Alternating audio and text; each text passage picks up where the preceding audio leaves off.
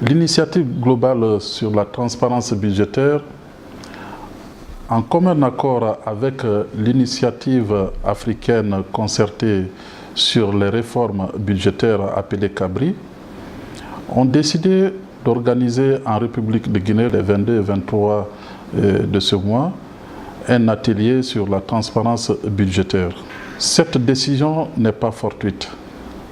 C'est qu'il vous souviendra, dès 2012, les réformes engagées en Guinée sous les auspices de notre président, le professeur Alpha Condé, nous ont mené à la mise en place de ce que nous avons communément appelé dans notre jargon notre constitution financière. C'est une loi organique relative aux lois de finances.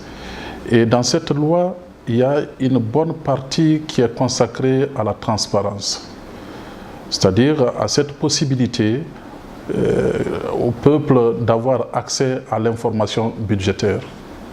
Donc les efforts réalisés par le gouvernement guinéen depuis cette date ont interpellé les instances internationales qui œuvrent dans ce domaine de transparence.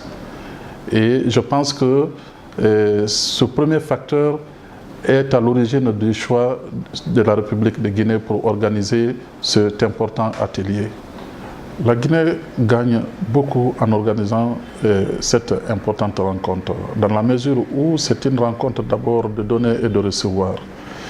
Et ça nous permet d'avoir les bonnes pratiques en la matière à travers le monde, parce que c'est une rencontre qui va regrouper beaucoup de pays à l'international.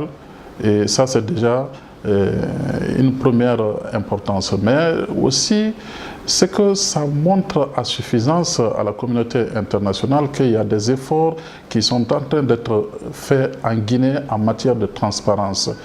Et cela a beaucoup d'avantages en matière de visibilité, en matière d'image de la Guinée à travers le monde. Nous pensons qu'avec une telle rencontre, les retombées ne pourront qu'être meilleures dans la mesure où nous avons affaire ici à des experts reconnus à travers le monde, à des institutions spécialisées et aussi à un gouvernement qui est déterminé à associer de plus en plus ces populations à travers la société civile, à travers tous les autres agents de développement de notre pays.